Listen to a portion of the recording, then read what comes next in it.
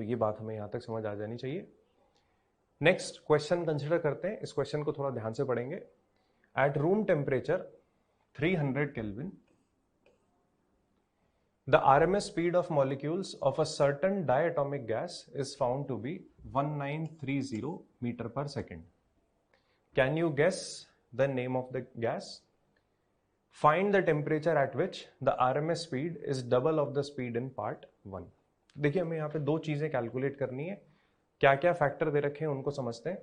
Room temperature पे कोई एक पर्टिकुलर गैस है, डायटोमिक नेचर की बोल रखी है, जिसकी की आरएमएस स्पीड हमें कैलकुलेट होकर बता रखी है 1930 मीटर पर सेकेंड। इस डेटा के बेसिस पे हमसे पूछा हुआ है कि हम गैस कर सकते हैं क्या वो कौन सी गैस होगी। तो देखिए अगर हमें गैस का नाम बताना है तो हमें कहीं ना कहीं से ये पता लग जाना चाहिए कि गैस का मॉलिक्यूलर वेट कितना है, क्योंकि आरएमएस स्पीड का जो फॉर्मूला होता है अगर उसमें हम टेम्परेचर कंसिडर कर रहे हैं तो वो फॉर्मूला होता था √3RT/m। तो फॉर्मूला यहाँ पे लिख ही देता हूँ कि VRMS is equal to √3RT/m, m यानी कि मॉलिक्यूलर वेट। अब देखिए इस इक्वेशन में हमें आरएमएस स्पीड गिवन है, टेम्परेचर गिवन है, आर की वैल्यू हम जानते ही हैं पर ऑलरेडी दे भी रखी है, तो अकेला अननोन चल रहा है मॉलिक्यूलर मास। तो अगर मैं मॉलिक्यूलर मास कैलकुलेट कर लूँ तो उसके बेसिस पे हम बता सकते हैं कि वो कौन सी गैस होती। तो पहला वाला पार्ट तो हमसे सॉल्व हो जाएगा। सेकेंड वाले में पूछा हुआ है find the temperature at which RMS speed is double of the speed in part 1। ये हमने लास्ट क्लास में भी देखा था कि इसी को अगर हम प्रोपोर्शनैलिटी के फॉर्म में कन्वर्ट कर लें तो किसी गिवन गैस के लिए जो RMS स्पीड होती है वो डायरेक्टली प्रोपोर्शनल होती है √ टेम्परेचर। तो अगर RMS स्पीड डबल करनी है तो ये भी हमने लास्ट रन पे कंसिडर किया था कि टेम्परेचर 4 टाइम्स हो जाना चाहिए। तो जो भी ओरिजिनल टेम्परेचर है 300 केल्विन, उसका 4 टाइम्स अगर हम कर दें यानी कि 1200 केल्विन, तो आरएमएस स्पीड डबल हो जाती है। तो सेकंड पार्ट का आंसर तो बिना कैलकुलेशन के हमें दिख रहा है 1200 केल्विन। बस ये फर्स्ट वाला जो पार्ट है नेम ऑफ द गैस उसको कंसिडर कर लेते हैं, यानी कि उसकी कैलकुलेशन देख लेते हैं।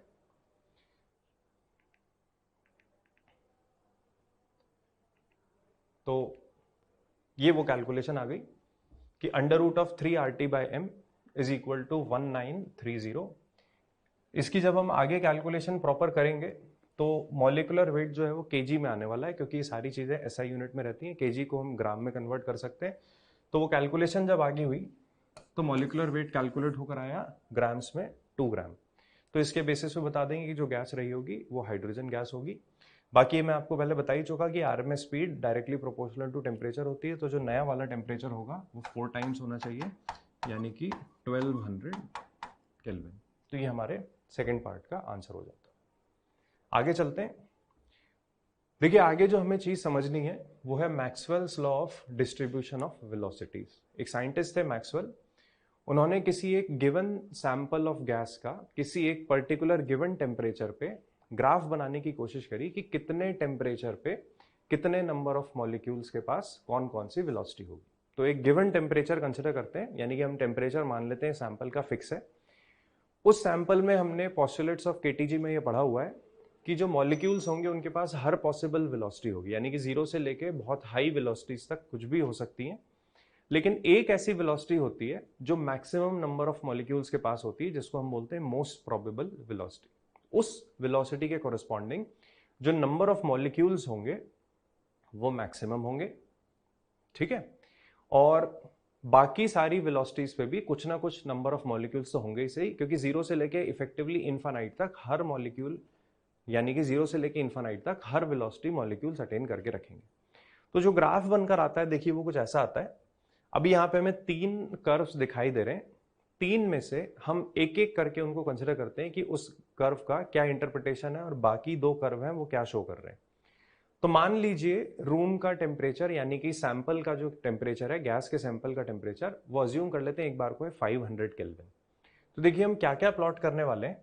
वाई एक्सिस पे बनाएंगे हम किसी भी वेलोसिटी के कोरस्पॉन्डिंग नंबर ऑफ मॉलिक्यूल्स, यानी कि फॉर एग्जांपल मैंने एक कोई वेलोसिटी सेलेक्ट कर ली, मान लीजिए 50 मीटर पर सेकंड, तो उस 50 मीटर पर सेकंड के कोरस्पॉन्डिंग कितने नंबर ऑफ मॉलिक्यूल्स होंगे वो हम वाई एक्सिस पे प्लॉट करेंगे और एक्स एक्सिस पे प्लॉट कर देंगे वेलोसिटी। तो 500 केल्विन के कोरस्पॉन्डिंग देखिए हम जानते हैं कि 0 से लेके इनफाइनाइट तक हर पॉसिबल वेलोसिटी पे कोई ना कोई मॉलिक्यूल तो होगा ही सही। एक वेलोसिटी ऐसी है जिसको हम मोस्ट प्रोबेबल वेलोसिटी कहते हैं, जिसपे मैक्सिमम नंबर ऑफ मॉलिक्यूल्स होते हैं। यानी कि जैसे जैसे हम जीरो से मोस्ट प्रोबेबल वेलोसिटी तक बढ़ेंगे तो नंबर ऑफ मॉलिक्यूल्स बढ़ते जाएंगे, क्योंकि उस पर्टिकुलर वेलोसिटी पे मुझे मैक्सिमम नंबर ऑफ मॉलिक्यूल्स चाहिए।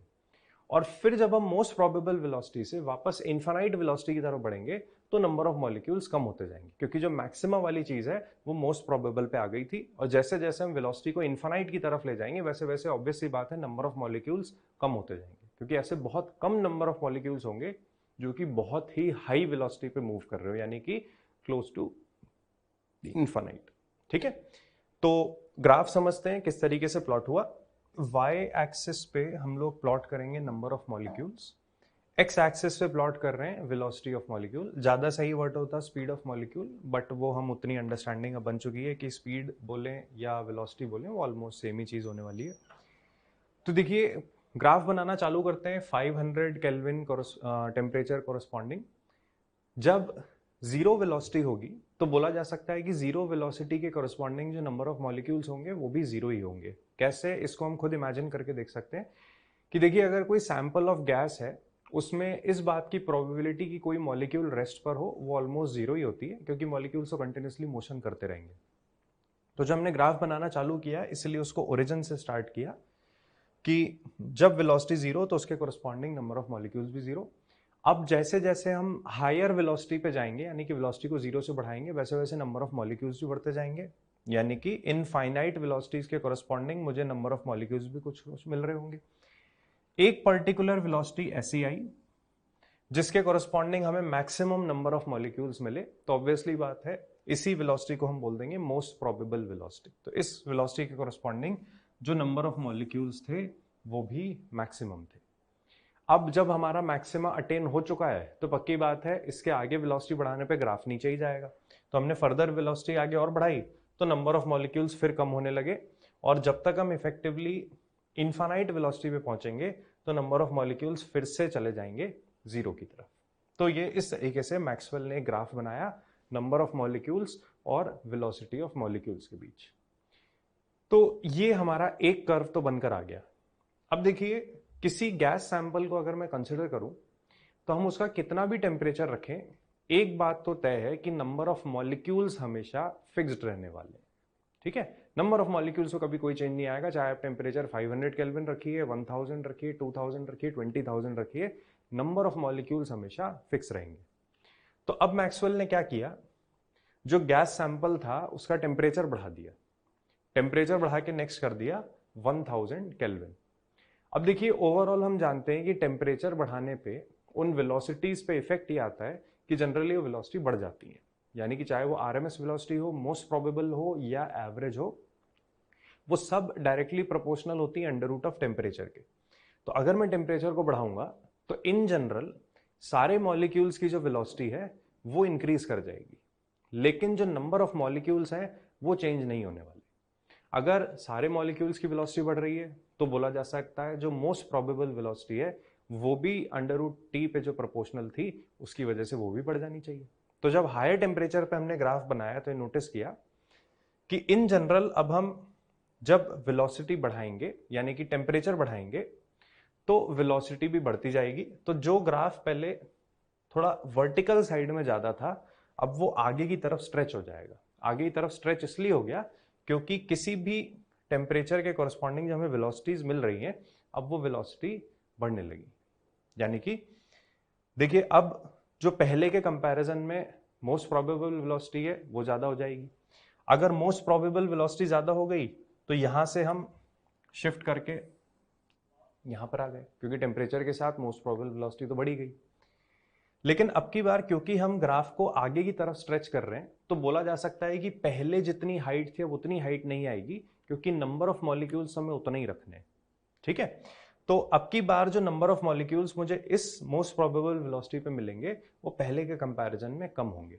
इसको ऐसे भी समझा जा सकता है कि इस ग्राफ का जो एरिया होगा, ठीक है, ये काम की बात है, इसको हम बाद में जाके एक पॉइंट के थ्रू डिस्कस भी करेंगे, लेकिन मैं अभी से आपको बता देता हूं ताकि कोई कंफ्यूजन अभी से हमारे दिमाग में ना रहे। वो ये कि इस ग्राफ का जो एरिया अंडर कर्व होगा वो होगा नंबर ऑफ मॉलिक्यूल्स, यानी कि टोटल नंबर ऑफ मॉलिक्यूल्स। यहां पे जो लिख रहा है नंबर ऑफ मॉलिक्यूल्स, वो है किसी भी एक पर्टिकुलर वेलोसिटी के कोरस्पॉन्डिंग नंबर ऑफ मॉलिक्यूल्स, यानी कि उस वेलोसिटी पे कितने नंबर ऑफ मॉलिक्यूल्स थे। अभी मैं कह रहा हूं कि इस ग्राफ का जो टोटल एरिया अंडर कर्व होगा बाउंडेड विद एक्स एक्सिस, वो मुझे देगा टोटल नंबर ऑफ मॉलिक्यूल्स, और वो टोटल नंबर ऑफ मॉलिक्यूल्स हमेशा रहने वाले कांस्टेंट। तो इसलिए देखिए, जब वेलोसिटीज बढ़ी, यानी कि इस ग्राफ की इफेक्टिवली विड्थ बढ़ी और एरिया हमें कांस्टेंट ही रखना है, तो यही लॉजिक होता है कि उसकी हाइट ग्रेजुअली कम हो जाती है, क्योंकि टोटल एरिया रहेगा constant.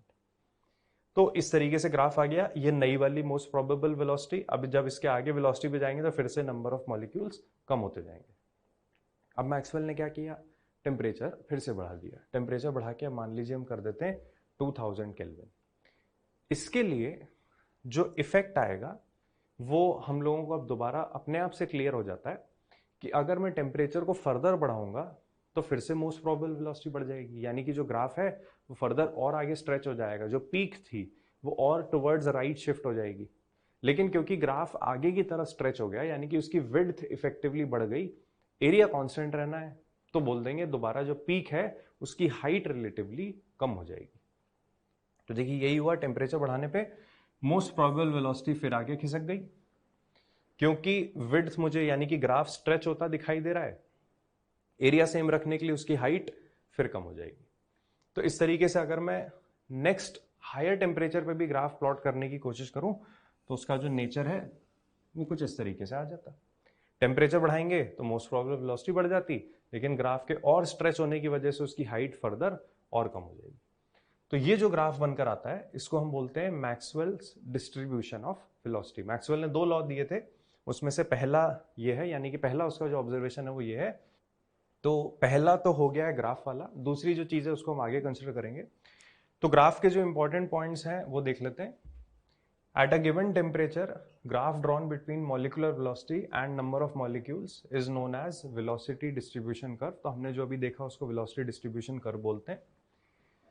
Velocities of molecules of a gas are in between 0 to infinity। जो velocity है वो 0 से infinity तक कुछ भी हो सकती है, ये भी हम चीज ऑलरेडी कंसिडर कर चुके हैं, इसको हमने अभी ग्राफिकली जस्ट बना के भी देखा। With increase in temperature, the most probable velocity and maximum velocity both increases। ये बात भी हमें क्लियर है कि अगर टेम्परेचर बढ़ा दें तो मोस्ट प्रोबेबल और जो मैक्सिमम वेलोसिटी होती है दोनों बढ़ती हैं। इनफैक्ट जितनी भी वेलोसिटीज हैं सब बढ़ती जाती हैं, क्योंकि सब directly proportional to temperature, under root of temperature ही होती हैं। लास्ट पॉइंट ये है, the number of molecules within certain velocity range is constant although velocity of molecule changes continuously at a particular temperature. देखिए ये point क्या कह रहा है कि अगर हम कोई भी एक वेलोसिटी का रेंज ले लें, मान लेते हैं v से v प्लस डेल्टा v, तो इस वेलोसिटी रेंज पे जो नंबर ऑफ मॉलिक्यूल्स हैं वो कांस्टेंट चलते रहेंगे। ध्यान अभी रखिएगा कि हम सारी चीजें अभी एक पर्टिकुलर टेम्परेचर पे कंसिडर कर रहे हैं, तो किसी एक पर्टिकुलर टेम्परेचर पर एक वेलोसिटी के रेंज में जो नंबर ऑफ मॉलिक्यूल्स हैं वो सेम रहते हैं। लेकिन अगर मैं अब किसी एक मॉलिक्यूल को कंसिडर करूं तो उसकी वेलोसिटी लगातार चेंज हो सकती है। उसका रीजन, अगर जब वो मॉलिक्यूल मूव करेगा तो हो सकता है उसका कहीं जाके कोलिजन हो जाए, कोलिजन होने से पॉसिबल है कि उसकी वेलोसिटी चेंज हो गई हो। तो ये पॉइंट वही कह रहा है कि किसी भी एक वेलोसिटी के रेंज में जो नंबर ऑफ मॉलिक्यूल्स होंगे वो तो कांस्टेंट रहेंगे, लेकिन किसी एक पर्टिकुलर मॉलिक्यूल को अगर मैं कंसिडर करूं तो हो सकता है कि उसकी वेलोसिटी लगातार चेंज हो रही हो एक पर्टिकुलर टेम्परेचर पे। रीजन बीइंग कोलिजन हो गया हो, दूसरे मॉलिक्यूल से कोलिजन हो गया हो सकता है कंटेनर की वॉल से कोलिजन हो गया हो, तो वो वाली चीज हम ध्यान रखेंगे। नेक्स्ट देखिए, जो बहुत इंपॉर्टेंट पार्ट है अब हमारा थर्मल फिजिक्स में जितना बचा हुआ है उसका बहुत इंपॉर्टेंट पार्ट होता है degree of freedom. Degree of freedom को वैसे हम केमिस्ट्री में भी पढ़ते हैं, बट एक बार यहाँ पे फिर से समझने की कोशिश करते हैं कि डिग्री ऑफ फ्रीडम क्या चीज होती है। एक्चुअल में बहुत आसान होता है, इसकी डेफिनेशन थोड़ी ऐसी होती है कि हम इससे थोड़ा कंफ्यूज हो जाते हैं। तो डिग्री ऑफ फ्रीडम क्या है, डेफिनेशन जो है उसको थोड़ी देर के लिए छोड़ते हैं, आसान तरीके से समझते हैं, बाकी बाद में उसको डेफिनेशन पे और जितनी डिग्री ऑफ फ्रीडम होती है उस लॉजिक को उस पर भी फिट करके देख लेंगे। तो देखिए, कोई भी एक आप ऑब्जेक्ट कंसिडर कर लीजिए, आपकी चॉइस, ठीक है, आपकी चॉइस है कि आप कोई एक पॉइंट ऑब्जेक्ट मान लो, कोई लाइन ऑब्जेक्ट मान लो, या फिर कोई इर्रेगुलर ऑब्जेक्ट मान लो। वो टोटली हमारी चॉइस है। जो मैं आपको तरीका भी बताने वाला हूं वो हर तरीके के ऑब्जेक्ट पे एप्लीकेबल होता है, ठीक है। तो कोई भी ऑब्जेक्ट जो भी आप मानना चाहते हैं एक बार को उसको अज्यूम करके रख लो। वो ऑब्जेक्ट कितने तरीकों से काइनेटिक एनर्जी रख सकता है, यानी कि कितने तरीकों से उसके पास काइनेटिक एनर्जी आ सकती है, उतने नंबर ऑफ तरीकों को बोला जाता है डिग्री ऑफ फ्रीडम। बात बिल्कुल सिंपल सी है। कोई भी ऑब्जेक्ट जो आपके मन में हो उसको अज्यूम कर लीजिए, वो ऑब्जेक्ट कितने पॉसिबल तरीकों से काइनेटिक एनर्जी पोजेस कर सकता है उसको बोलते हैं हम लोग डिग्री ऑफ फ्रीडम, ठीक। तो इन्हीं एग्जाम्पल से जो मैंने आपको बताया डिग्री ऑफ फ्रीडम समझ लेते हैं। तो सबसे पहले मैं कंसिडर कर रहा हूं ये पॉइंट ऑब्जेक्ट, ठीक है। मान लेते हैं हमने कोई एक पॉइंट ऑब्जेक्ट कंसिडर कर लिया। अब इस पॉइंट ऑब्जेक्ट के पास कितने तरीकों से काइनेटिक एनर्जी आ सकती है वो एक बार को काउंट कर लेते हैं। जितने पॉसिबल तरीके हमें मिल जाएंगे वो हो जाएगा इसका डिग्री ऑफ फ्रीडम। तो देखिए एक पॉसिबल तरीका तो ये है कि ये पार्टिकल एक्स एक्सिस के अलोंग ट्रांसलेशनल मोशन करना शुरू कर दे, ठीक है। ये पार्टिकल एक्स एक्सिस के अलोंग ट्रांसलेशनल मोशन करना शुरू कर दे, तो बोला जा सकता है कि ये काइनेटिक एनर्जी आने का एक तरीका हुआ। दूसरा तरीका ये कि ये पार्टिकल वाई एक्सिस के अलोंग ट्रांसलेशनल मोशन करना शुरू कर दे, ठीक है। पहले हमने एक्स के अलोंग कराया था, अब हमने वाई एक्सिस के अलोंग करा दिया, तो ये दूसरा पॉसिबल तरीका हो गया। तीसरा पॉसिबल तरीका अब आप खुद गेस कर पाओगे। तीसरा पॉसिबल तरीका है कि ये पार्टिकल जेड एक्सिस के अलोंग ट्रांसलेशनल मोशन करना चालू कर दे। तो अभी मैं टोटल 3 तरीके काउंट कर चुका हूं, ठीक है। एक एक्स एक्सिस के लॉन्ग मोशन, दूसरा वाई एक्सिस के लॉन्ग मोशन, तीसरा जेड एक्सिस के लॉन्ग मोशन। अब इसके बाद हमारे दिमाग में जो बात आती है वो ये कि ये तो 3 पर्टिकुलर डायरेक्शन हुए, डायरेक्शन तो इनफाइनाइट होते हैं, ठीक है। तो आप इनफाइनाइट में से कोई भी एक रैंडम डायरेक्शन सेलेक्ट कर लीजिए। मान लेते हैं मैंने ना एक्स एक्सिस चूज किया ना वाई एक्सिस, मैंने एक जनरल ये वाला डायरेक्शन मान लिया कि सर अगर आप कह रहे हो किसी भी डायरेक्शन में मूव कर सकता है तो एक ये वाला डायरेक्शन ले लेते हैं। ये भी तो एक तरीका हो गया काइनेटिक एनर्जी आने का। बिल्कुल सही सोच रहे हैं, ये भी एक तरीका है, लेकिन मैं कह रहा हूं कि ये कोई नया तरीका नहीं है काइनेटिक एनर्जी लाने का। क्यों? क्योंकि अभी जो हमने मोशन कराया ये ultimately superposition of x axis और वाई एक्सिस के अलोंग मोशन ही है।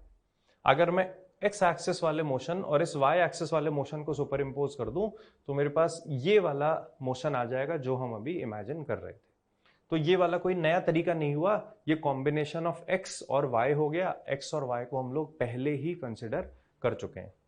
तो इसलिए अब मैं कोई भी पॉसिबल डायरेक्शन सोचूं तो आप ये गेस कर पा रहे हो कि वो कोई भी पॉसिबल डायरेक्शन जो होगा वो कॉम्बिनेशन ऑफ एक्स, वाई और जेड ही हो सकता है।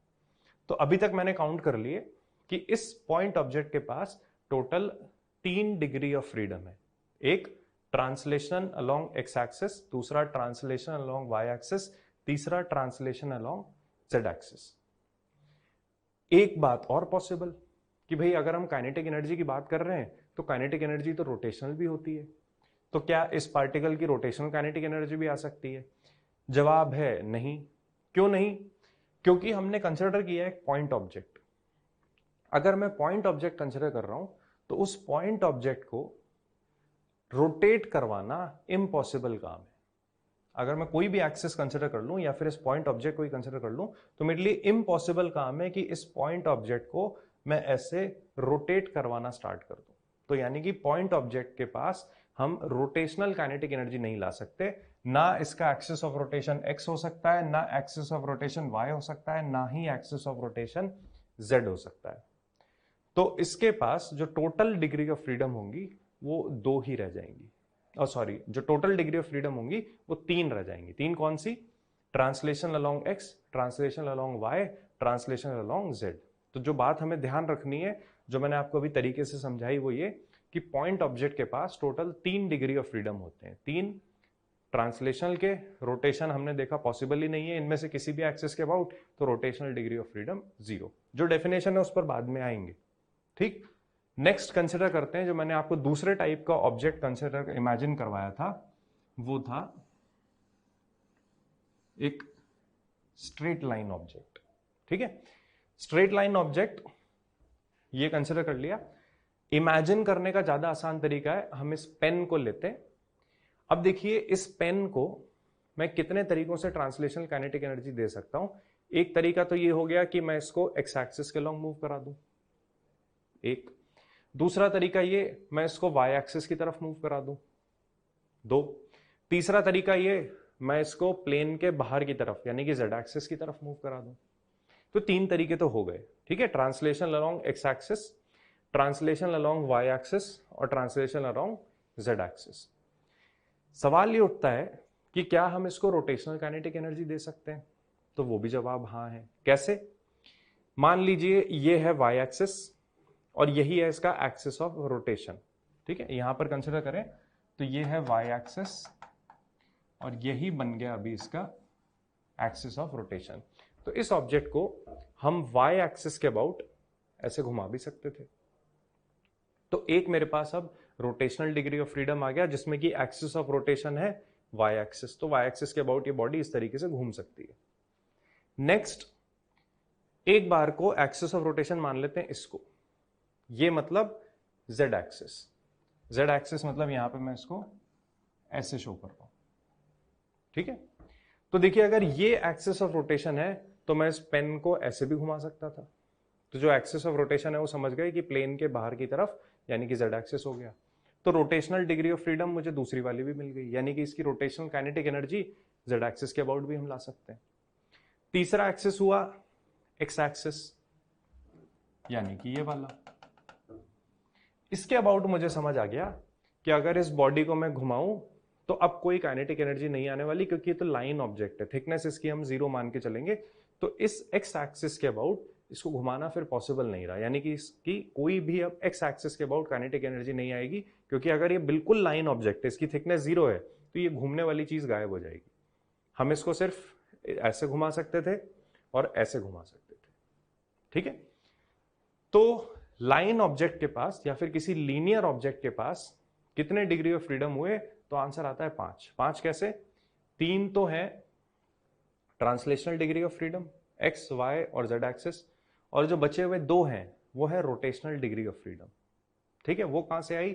एक वाई एक्सिस, एक जेड एक्सिस, एक्स एक्सिस के अबाउट हो गया 0।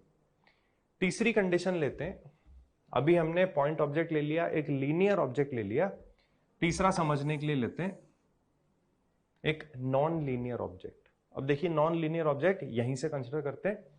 इस नॉन लीनियर ऑब्जेक्ट को मैं एक्स एक्सिस के लॉन्ग मूव करवा सकता हूं, वाई एक्सिस के लॉन्ग मूव करवा सकता हूं, जेड एक्सिस के लॉन्ग मूव करवा सकता हूं।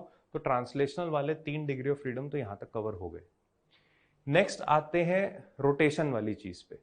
क्या इसको वाई एक्सिस के अबाउट घुमाया जा सकता है?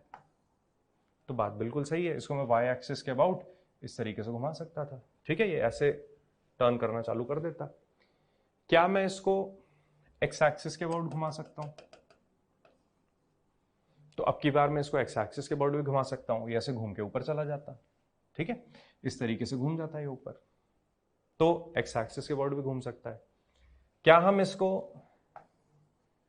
जेड एक्सिस के अबाउट घुमा सकते हैं? तो जेड एक्सिस के अबाउट भी इस तरीके से घूम जाता। तो ये जो नॉन लीनियर ऑब्जेक्ट है इसके पास टोटल डिग्री ऑफ फ्रीडम होते हैं टोटल 6। कैसे? 3 ट्रांसलेशन वाले एक्स वाई और जेड, और साथ ही 3 रोटेशन वाले एक्स वाई और जेड। तो इतने ही ऑब्जेक्ट हमें बस समझ में आने चाहिए, क्योंकि इनफैक्ट होते भी इतने ही ऑब्जेक्ट हैं। ये हो गया 1 डायमेंशन, ये हो गया 2 डायमेंशन, ये हो गया 3 डायमेंशन। पॉइंट ऑब्जेक्ट के केस में degree of freedom total 3, line object के केस में degree of freedom 5, irregular object यानी कि नॉन लीनियर ऑब्जेक्ट के केस में डिग्री ऑफ फ्रीडम टोटल 6, ठीक है। तो ये होता है डिग्री ऑफ फ्रीडम। अब जो डेफिनेशन लिख रही है उसको भी पढ़ लेते हैं। It is the independent number of is in which a molecule और an atom can exhibit motion और have energy is called its degree of freedom, ठीक है। तो समवॉट वही डेफिनेशन है जैसे मैं आपको समझा रहा था कि कितने तरीकों से किसी बॉडी के पास काइनेटिक एनर्जी हो सकती है, तो उसको बोला जाता है डिग्री ऑफ फ्रीडम। देखिए बाद में एक और पॉइंट लिख रहा है कि जो डिग्री ऑफ फ्रीडम है वो डिफरेंट गैसेस की एटॉमिसिटी से डिसाइड होती है, यानी कि degree of freedom for different gases according to atomicity of gas at low temperature. Atomicity से कैसे डिसाइड होगा उसको भी हम कंसिडर कर लेते हैं। तो देखिए 3 टाइप के, फिर 4 टाइप के गैसेस हो सकते हैं। एक मोनोटॉमिक, दूसरा डायटॉमिक, तीसरा होता है ट्राइएटॉमिक लीनियर, और चौथा पॉसिबल है ट्राइएटॉमिक नॉन लीनियर। तो देखिए जो मोनोएटॉमिक है वो तो इफेक्टिवली हो गया एक पॉइंट ऑब्जेक्ट, यानी कि सिर्फ एक ही एटम हमें कंसिडर करना है, तो ये हो गया मोनोएटॉमिक। पॉइंट ऑब्जेक्ट के केस में हम जानते हैं डिग्री ऑफ फ्रीडम टोटल होते हैं 3। 3 कैसे आए? 3 ट्रांसलेशनल के, रोटेशनल के 0, तो टोटल रह गए 3। ये बात हम ऑलरेडी समझ चुके हैं। फिर नेक्स्ट पे आ जाते हैं। नेक्स्ट है डायटॉमिक। डायटॉमिक मतलब जिसमें 2 एटम्स मिलकर एक मॉलिक्यूल बनाए। अब कोई भी 2 चीजों को आप अरेंज करोगे तो डेफिनेटली वो एक स्ट्रेट लाइन में ही होंगे। तो एक एटम मान लेते हैं ये वाला है, दूसरा एटम ये वाला है, तो ये बन गया एक डायटॉमिक मॉलिक्यूल, यानी कि स्ट्रेट लाइन। स्ट्रेट लाइन के केस में हमने गिन लिए थे टोटल डिग्री ऑफ फ्रीडम होते हैं 5। 5 कैसे? 3 ट्रांसलेशनल, 2 रोटेशनल, तो टोटल हो गए 5। ठीक। तीसरे टाइप का है try atomic linear. Try atomic मतलब अब मुझे 3 एटम्स कंबाइन करके एक मॉलिक्यूल बनाना है, लेकिन उन एटम्स का जो अरेंजमेंट है वो स्ट्रेट लाइन में ही है, यानी कि वो जो तीनों एटम्स हैं वो एक के आगे एक ऐसे रखे हुए हैं, एटम 1, एटम 2, एटम 3। ठीक है, वो एग्जाम्पल भी इसका हो गया। तो इस केस में देखिए अगर सब स्ट्रेट लाइन में आ गए तो फिर से मेरे लिए स्ट्रेट लाइन वाली चीज, और स्ट्रेट लाइन में हम पहले ही पढ़ चुके हैं कि जो डिग्री ऑफ फ्रीडम होते हैं वो 5 होते हैं, 3 ट्रांसलेशनल, 2 रोटेशनल। नेक्स्ट होता है ट्राई एटॉमिक नॉन लीनियर, यानी कि 3 एटम्स तो हैं लेकिन वो 3 एटम्स अब की बार स्ट्रेट लाइन में नहीं है। अगर स्ट्रेट लाइन में नहीं है तो बोला जा सकता है कि अब की बार जो शेप आएगी वो नॉन लीनियर आएगी। ठीक है, तो वो नॉन लीनियर शेप के केस में देखिए फिर एक एटम यहां पर, दूसरा यहां पर, तीसरा यहां पर। तो अगर नॉन लीनियर शेप हो गई तो इसके केस में हमने देखा हुआ है कि जो टोटल डिग्री ऑफ फ्रीडम होते हैं वो हो जाते हैं टोटल 6। 6 कैसे? 3 ट्रांसलेशनल के, 3 रोटेशनल के। इतनी ही डिग्री ऑफ फ्रीडम होती है, इतनी हमें समझ में आ जानी चाहिए। अगर समझ में आ गई तो याद रखने की जरूरत नहीं है। ठीक है, एक्स, वाई और जेड तीनों के अलोंग ही हर पार्टिकल ट्रांसलेशन मोशन तो कर ही सकता है, तो डेफिनेटली 3 ट्रांसलेशन तो सबके होते ही हैं। पॉइंट ऑब्जेक्ट को रोटेट कराना पॉसिबल नहीं है तो उसके रोटेशनल 0। लाइन ऑब्जेक्ट को सिर्फ 2 एक्सिस के अबाउट रोटेट करवाया जा सकता है तो रोटेशनल 2। नॉन लीनियर ऑब्जेक्ट को तीनों एक्सिस के अबाउट रोटेट करवाया जा सकता है तो रोटेशनल उसके 3। तो ये हो जाता है डिग्री ऑफ फ्रीडम का। एक स्पेशल जो पॉइंट है जो कई बार हमसे थ्योरेटिकल क्वेश्चन में या फैक्ट बेस्ड क्वेश्चन में अलग से पूछा जा सकता है, वो ये है कि at high temperature a diatomic molecule has 7 degrees of freedom. देखिए डायटोमिक मॉलिक्यूल में हमने देखा कि जो टोटल डिग्री ऑफ फ्रीडम थे वो थे टोटल 5, लेकिन ये जो सारी चीजें हैं ये है मॉडरेट यानी कि लो टेम्परेचर पे। अगर हम टेम्परेचर को बहुत ज्यादा बढ़ा दें, ठीक है, वो स्पेशली मेंशन करेगा कि टेम्परेचर इज वेरी हाई, तो डायटोमिक मॉलिक्यूल के केस में जो टोटल डिग्री ऑफ फ्रीडम है वो हमें बस याद करके रखने हैं, वो होते हैं 7। 7 की कैलकुलेशन कैसे? देखिए 3 तो ट्रांसलेशनल के थे ही सही, 2 रोटेशनल के थे ही सही, 2 हम इसमें और ऐड कर देते हैं, वो होते हैं 2 वाइब्रेशनल। बस ये एक फैक्ट बेस्ड चीज है जो हमें याद रखनी है, लेकिन ये सिर्फ कब अप्लाई होगी? At very high temperature. तो क्वेश्चन में अगर हमें ये वर्ड दिख जाए एट वेरी हाई टेम्परेचर और डायटोमिक मॉलिक्यूल की बात हो रही हो तो टोटल डिग्री ऑफ फ्रीडम हम ले लेते हैं 7। 3 ट्रांसलेशनल, 2 रोटेशनल, 2 वाइब्रेशनल। ये बहुत काम का हमारे लिए फिगर है। इसको अगर हम एक बार में समझ जाएं, यानी कि अभी तक हम इसको अगर समझ चुके हैं तो इसको याद करने की जरूरत नहीं होती। ये हमें बिल्कुल पूरी 100% तरीके से लॉजिकली समझ आ जाता है। इंपॉर्टेंट इसलिए क्योंकि हम आगे चल के देखेंगे कि डिग्री ऑफ फ्रीडम बहुत फ्रीक्वेंटली हमारे यूज होती है, तो बेटर ये है कि इसको हम प्रॉपर लॉजिक से समझ लें। आगे बढ़ते हैं। देखिए मैक्सवेल के 2 कंट्रीब्यूशन थे। एक तो उसने नंबर ऑफ मॉलिक्यूल्स और वेलोसिटी के बीच में ग्राफ बना के बता दिया था, वो ग्राफ हम लोग कंसिडर कर चुके हैं। उससे भी जो ज्यादा इंपॉर्टेंट कंट्रीब्यूशन है वो ये है कि Maxwell's law of equipartition of energy. Maxwell's law of equipartition of energy का हमें सिर्फ एक स्टेटमेंट याद रखना है। पॉइंट्स तो हालांकि इसमें कई सारे आएंगे, यानी कई सारे सब पॉइंट्स हैं, लेकिन हमें एक अगर बेसिक स्टेटमेंट याद हो जाए तो बाकी सारे पॉइंट्स उसके आगे हम सिंपली खुद ही डिराइव कर सकते हैं, यानी कि पॉइंट्स हमें इफेक्टिवली पढ़ने की जरूरत ही नहीं होगी। आप अभी देखोगे भी सही कि उन पॉइंट्स पर आने से पहले ही, उनको यहाँ पर लिखने से पहले ही हम खुद से वो पॉइंट्स कंक्लूड कर लेंगे। लेकिन उसके लिए हमें एक बात को समझना है, जो बेसिक स्टेटमेंट है इक्विपार्टीशन ऑफ एनर्जी का।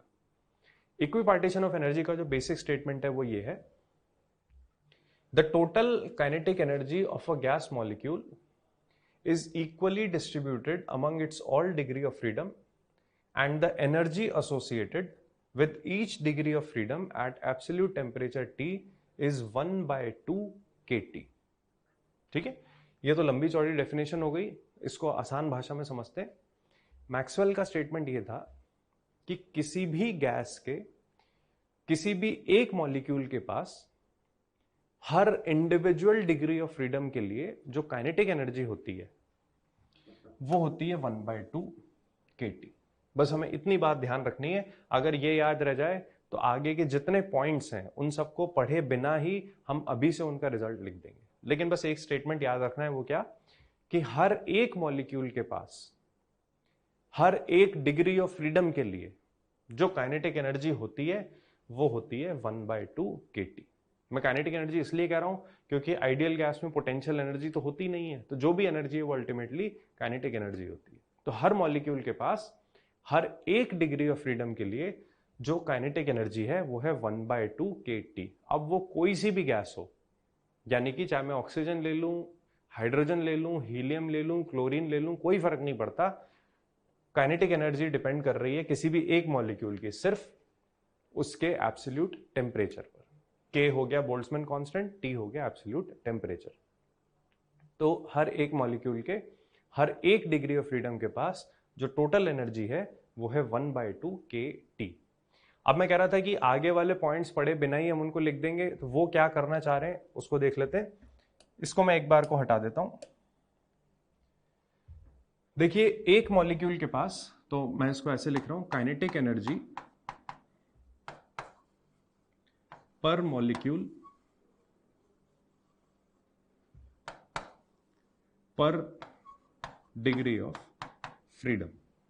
ठीक है, जो अगले में 4-5 पॉइंट लिखने वाला हूं उनको बिल्कुल लॉजिकली हम लोग यूनिटरी मेथड से हैंडल करते चलेंगे। तो पहला जो स्टेटमेंट मैंने लिखा हुआ ये kinetic energy per molecule per degree of freedom, वही जो बेसिक स्टेटमेंट था वो 1/2 kT।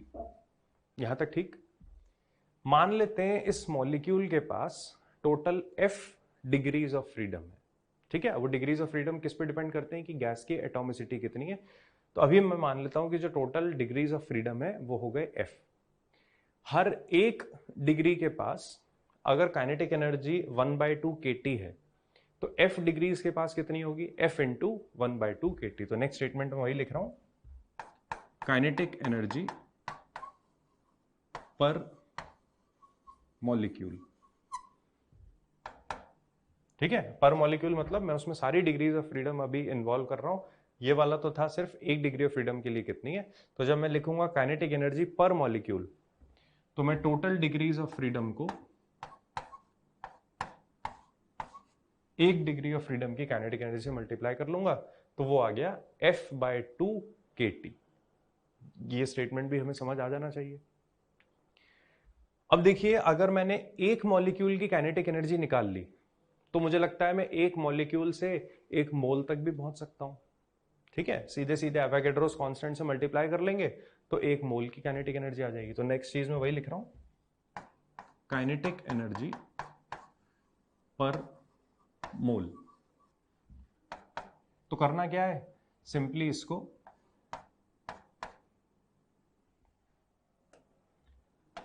एवोगैड्रोस कांस्टेंट से मल्टीप्लाई कर देना है। तो F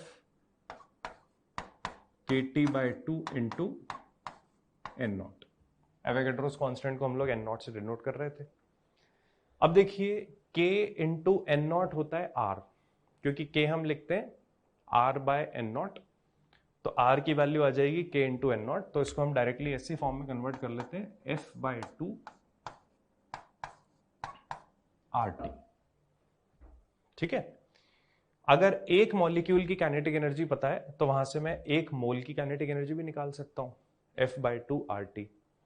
अगर हम 1 मोल की काइनेटिक एनर्जी जानते हैं तो अब आपको आगे समझ आ गया कि n नंबर ऑफ मोल्स तक भी पहुंचा जा सकता है। तो इसमें अगर मैं आगे लिखूं कि kinetic energy of n moles, वो वाला स्टेटमेंट भी लिख लेते हैं कि kinetic energy of n moles वो हो जानी है NF/2 RT। ठीक है, तो ये जो kinetic energy of n moles आई, इसको हम लोग इंटरनल एनर्जी भी बोल देते हैं। ठीक है, क्योंकि गैस के पास टोटल कितनी एनर्जी है उसी को बोला जाता है गैस की इंटरनल एनर्जी। अब गैस के पास दो फॉर्म में एनर्जी हो सकती है, या तो काइनेटिक एनर्जी या पोटेंशियल एनर्जी। आइडियल गैस में हम जानते हैं कि पोटेंशियल एनर्जी 0 हो जाती है, तो एक ही रास्ता बचा काइनेटिक एनर्जी का। तो n मोल्स के पास जितनी भी काइनेटिक एनर्जी होगी उसी को हम बोलते हैं इंटरनल एनर्जी। इंटरनल एनर्जी को डिनोट किया जाता है कैपिटल U से, और कितनी काइनेटिक एनर्जी होती है वो हम मैक्सवेल्स लॉ से पहुंच गए NF/2 RT पे। ठीक है, तो ये बात हम ध्यान रखेंगे। मैंने आपको अभी समझा दिया कि इंटरनल एनर्जी क्या चीज होती है। तो energy possessed bye a sample of gas, energy सिर्फ एग्जिस्ट करती है काइनेटिक एनर्जी के फॉर्म में। तो n नंबर ऑफ मोल्स अगर हैं तो उसके पास जो टोटल इंटरनल एनर्जी होगी वो होगी NF/2 RT। अब देखिए थर्ड वाले पॉइंट पे मैं दोबारा आता हूं। हमने बोला काइनेटिक एनर्जी पर मोल। अगर मैं 1 मोल की काइनेटिक एनर्जी जानता हूं तो इससे 1 ग्राम की काइनेटिक एनर्जी बताई जा सकती है। उसको कैलकुलेट नहीं करेंगे, वैसे ही हम समझ गए कि अगर 1 मोल की एनर्जी पता है तो उसको मॉलिक्यूलर वेट से अगर मैं डिवाइड कर दूं तो 1 ग्राम की एनर्जी आ जाएगी। ठीक है, तो सिंपली काम ये करना है कि इस वाले डेटा को हम लोग मॉलिक्यूलर वेट से डिवाइड कर देते। तो देखिए जितने भी आगे पॉइंट्स आने वाले हैं वो सारे यहां पे लिखे, यानी कि मैक्सवेल के आगे जितने भी स्टेटमेंट आएंगे, वो जितनी भी एनर्जी कैलकुलेट करेगा वो सारी की सारी हम पहले ही समझ गए। और उसका बेसिस क्या था? बेसिस था सिर्फ ये पहला वाला पॉइंट कि kinetic energy per molecule per degree of freedom is equal to 1/2 kT। ठीक है, तो काइनेटिक एनर्जी पर मॉलिक्यूल हो गई F/2 kT। वहां से हम पहुंच गए काइनेटिक एनर्जी पर मोल F/2 RT। Kinetic energy for n moles NF/2 RT। और यही वाली चीज होती है किसी भी गैस सैंपल की इंटरनल एनर्जी। तो जो मैक्सवेल के पॉइंट्स हैं अब उनको कंसिडर कर लेते हैं। रिजल्ट तो हम निकाल ही चुके हैं, एक बार उसको भी मौका देते हैं। तो ये तो बेसिक पॉइंट हमारा हो ही गया था। आगे चलते हैं। Different kinetic energies of a gas, और जो गैस की काइनेटिक एनर्जी होती है उसी को इंटरनल एनर्जी बोलते हैं। देखते हैं क्या क्या वो डिनोट करना चाह रहा है। तो ट्रांसलेशनल काइनेटिक एनर्जी वो कैलकुलेट हो जाती है ½ mv/m² से, यानी कि मुझे किसी भी चीज की ट्रांसलेशनल काइनेटिक एनर्जी निकालनी हो तो वो कैलकुलेट होती है ½ mv/m² से। उसको मैक्सवेल ने लिख दिया 3/2 PV। 3/2 PV तक कैसे आए ये भी मैं आपको समझा देता हूं। गैस कंसिडर करिए मोनोटॉमिक। ठीक है, जो मैक्सवेल ने यहां तक गैस कंसिडर करिए वो है मोनोटॉमिक, और गैस के नंबर ऑफ मोल्स मान लेते हैं n। तो ये वाली चीज हम पहले पढ़ चुके हैं, यानी कि अभी जो जस्ट हमने पॉइंट लिखे थे उसमें आखिरी वाला पॉइंट कि n मोल्स के लिए कितनी काइनेटिक एनर्जी होगी कंसिडरिंग मैं उसको मोनोटॉमिक गैस ले लूं। तो मोनोटॉमिक गैस में डिग्री ऑफ फ्रीडम हो जाता है 3। तो जो हमने फॉर्मूला लिखा था NF/2 RT वो कन्वर्ट हो जाएगा। देखिए कि kinetic energy is equal to number of moles n, degree of freedom 3, NF/2 RT। Ideal gas equation से PV is equal to nRT, तो ये वो आ गया 3/2 PV। तो देखिए कोई नई चीज नहीं करी, ये तो हम ऑलरेडी डिराइव कर चुके थे। हमने तो जनरलाइज किसी भी एटॉमिसिटी वाली गैस के लिए किया था, मैक्सवेल ने तो सिर्फ उसको मोनोटॉमिक के लिए बोला। तो किसी भी मोनोटॉमिक गैस के लिए जो ट्रांसलेशनल काइनेटिक एनर्जी होती है वो हो जाती है 3/2 PV या फिर 3/2 nRT। कैसे कैलकुलेट होती है उसका इनडायरेक्ट तरीका है ½ mv/m²। हालांकि हम डायरेक्ट रिजल्ट जानते थे तो हमें ½ mv/m² की जरूरत पड़ी नहीं। नेक्स्ट देखिए लिख रहा है molar kinetic energy. Molar kinetic energy मतलब जो हमने थर्ड वाला पॉइंट लिखा था। थर्ड वाले पॉइंट में क्या लिखा था? 1 मोल की काइनेटिक एनर्जी कितनी होगी? तो 1 मोल की काइनेटिक एनर्जी का फॉर्मूला था FRT/2। FRT/2 गैस में अभी कंसिडर करके चल रहा हूं, मोनोटॉमिक, तो F की वैल्यू 3। तो 3RT/2। यहां तक भी हम समझ गए। तो देखिए नए पॉइंट्स आ रहे हैं, लेकिन इसमें कोई नई बात नहीं है हमारे लिए, हम ऑलरेडी वो सारी चीजें 4 जो पॉइंट्स लिखे थे उसमें समझ चुके हैं। और देख लेते हैं क्या क्या चीजें हैं। Molecular kinetic energy, molecular kinetic energy मतलब किसी एक मॉलिक्यूल की काइनेटिक एनर्जी, वो भी हम जानते हैं, ठीक है, F/2 kT। F की वैल्यू 3 रख देंगे क्योंकि हम अभी मोनोएटॉमिक गैस कंसिडर कर रहे हैं, तो 3/2 kT। रिजल्ट हमें पहले से पता है क्या क्या आने वाले हैं। 1 ग्राम, ठीक है, अगर गैस का 1 ग्राम कंसिडर करें तो उसकी काइनेटिक एनर्जी कितनी होगी, इसका भी तरीका मैंने आपको बताया था। अगर हम 1 मोल की काइनेटिक एनर्जी जानते हैं, 1 मोल की कितनी थी, F/2 RT, F की वैल्यू 3, तो 3/2 RT। अगर उसको मैं मॉलिक्यूलर वेट से डिवाइड कर दूं तो 1 ग्राम तक पहुंच जाएंगे। तो देखिए वही काम किया, 3/2 RT divided by molecular weight. तो बात बिल्कुल सिंपल सी है। For 1 molecule of gas for 1 degree of freedom 1/2 kT हम सीख चुके हैं। Energy related with all degree of freedom F/2 kT हम ऑलरेडी सीख चुके हैं, ठीक है। तो ये मैक्सवेल के जितने भी पॉइंट हैं आपको कोई याद नहीं रखना, याद सिर्फ इतना होना चाहिए कि एक मॉलिक्यूल के पास हर 1 डिग्री ऑफ फ्रीडम के लिए जो एनर्जी होती है वो होती है 1/2 kT। अब आगे वो एक मॉलिक्यूल की टोटल पूछे, 1 मोल की पूछे, 1 ग्राम की पूछे, वो हम कैलकुलेट करके बता सकते हैं, मोनोएटॉमिक ही क्या, हर पॉसिबल गैस के लिए, ठीक। तो ये कुछ और पॉइंट्स हो गए। देखिए ये वाला पॉइंट मैंने आपको पहले बता दिया था, area enclosed between NV curve and velocity axis represent total number of molecule. जो हमने वेलोसिटी डिस्ट्रीब्यूशन कर्व बनाया था उसमें मैंने आपको तभी कंफ्यूजन दूर करने के लिए बता दिया था कि उस कर्व का एक्स एक्सिस के साथ जो बाउंडेड एरिया होता है उसी को हम लोग बोलते हैं टोटल नंबर ऑफ मॉलिक्यूल्स। और जो टोटल नंबर ऑफ मॉलिक्यूल्स हैं किसी गैस के वो हमेशा कांस्टेंट रहते हैं। इसीलिए हमने ग्राफ को आगे स्ट्रेच करने के साथ उसकी हाइट कम कर दी थी, क्योंकि नंबर ऑफ मॉलिक्यूल्स थे कांस्टेंट, यानी कि एरिया था कांस्टेंट। अगला देखिए बिल्कुल ये ऑब्वियस सा पॉइंट है कि किसी भी टेम्परेचर पर अदर देन 0 केल्विन, क्योंकि 0 केल्विन पे तो हम बोल देंगे सारे मॉलिक्यूल्स रेस्ट पे आ जाएंगे। तो देखिए ई एम और ई बार में रिलेशन है। ई एम और ई बार क्या थे वो मैं आपको लास्ट स्लाइड से फिर से रिकॉल करा देता हूं। ई एम था 1 ग्राम की काइनेटिक एनर्जी, ई बार था 1 मॉलिक्यूल की काइनेटिक एनर्जी, और ई था 1 मोल की काइनेटिक एनर्जी। तो देखिए सबसे ज्यादा काइनेटिक एनर्जी होगी 1 मोल की, उससे कम होगी 1 ग्राम की, और सबसे कम होगी 1 मॉलिक्यूल की। तो वही रिलेशन देखिए वहां आगे भी लिख रहा था कि E greater than E M greater than E bar. याद नहीं रखना है हमें, सिर्फ वो जो पॉइंट मैंने आपको बताए थे वो याद रखने हैं, ठीक है। ये फिर वही पॉइंट हो गया, at a common temperature for all ideal gas E and E bar are same while EM is different and depends on nature of gas. ये हमारे लिए किसी काम का पॉइंट नहीं है। काम की जो चीज है वो वही 1 ग्राम सॉरी 1 मॉलिक्यूल के 1 डिग्री ऑफ फ्रीडम के लिए जो एनर्जी है वो होती है 1/2 kT। और लास्ट में एक चीज अगर और ध्यान रखनी है तो किसी भी n नंबर ऑफ मोल्स के लिए इंटरनल एनर्जी यानी कि टोटल काइनेटिक एनर्जी कितनी होती है, NF/2 RT। अब चाहे गैस मोनोटॉमिक हो, diatomic, triatomic linear, triatomic non linear, वो सारी चीजें उसमें अपने आप फिट हो जाती हैं। क्वेश्चन अटेम्प्ट करते हैं कि जो हमने अभी तक सीखा उस पर किस टाइप के क्वेश्चन बन सकते हैं। Temperature of a gas is -73 degree Celsius. To what temperature should it be heated so that average kinetic energy of the molecule is doubled? The root mean square velocity of the molecule is doubled. तो question पहले समझ लेते हैं क्या क्या चीजें पूछ रहा है, टेम्परेचर पे कैसे डिपेंडेंसी है वो भी देख लेंगे। किसी गैस का टेम्परेचर बोल रखा है -73 डिग्री सेल्सियस। हम जो भी टेम्परेचर कंसिडर करते हैं वो हमेशा एब्सोल्यूट टेम्परेचर कंसिडर करते हैं। तो इसको अगर एब्सोल्यूट टेम्परेचर में कन्वर्ट कर लिया जाए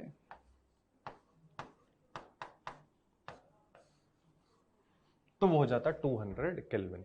तो देखिए कोई गैस सैंपल है 200 केल्विन टेम्परेचर पर है, हमसे पूछा हुआ है कितने टेम्परेचर तक उसको हीट करें कि जो एवरेज काइनेटिक एनर्जी है वो डबल हो जाए। मान लेते हैं कोई भी रैंडम गैस है जिसके n नंबर ऑफ मॉलिक्यूल्स हैं, लेकिन किसी भी गिवन गैस सैंपल के लिए नंबर ऑफ मॉलिक्यूल्स जो हैं यानी कि जो नंबर ऑफ मोल्स हैं वो कांस्टेंट होंगे। गिवन गैस सैंपल के लिए उसकी डिग्री ऑफ फ्रीडम भी कांस्टेंट होगी। तो बोला जा सकता है कि जो काइनेटिक एनर्जी है वो डायरेक्टली प्रोपोर्शनल टू टेम्परेचर होगी। इसका रीजन भी मैं लिख देता हूँ, कहीं हम बाई चांस कंफ्यूज ना हो जाए। Kinetic energy is equal to NF/2 RT। देखिए किसी गिवन गैस के लिए नंबर ऑफ मोल्स कांस्टेंट होंगे, उसके डिग्री ऑफ फ्रीडम कांस्टेंट होंगे, R तो वैसे ही कांस्टेंट होता है, तो बोला जा सकता है कि kinetic energy is directly proportional to temperature. इसका मतलब अगर काइनेटिक एनर्जी डबल करना चाहते हैं तो हमें टेम्परेचर भी डबल करना पड़ेगा। टेम्परेचर डबल करना पड़ेगा, इसका मतलब पहले पार्ट का आंसर हो जाएगा 400 केल्विन। ये हमारा पहला पार्ट हो गया। सेकेंड पार्ट में पूछ रखा है कितना टेम्परेचर कर दें कि आरएमएस वेलोसिटी डबल हो जाए। इसको तो हम पहले कई बार हैंडल कर चुके हैं। रिलेशन क्या था, अब उसको डायरेक्टली ही लिखते हैं कि V R M S is directly proportional to under root of temperature. तो अगर आप V R M S double करना चाहते हो तो टेम्परेचर 4 टाइम्स करना पड़ेगा। टेम्परेचर 4 टाइम्स करना पड़ेगा, इसका मतलब सेकेंड पार्ट का हमारा आंसर हो जाता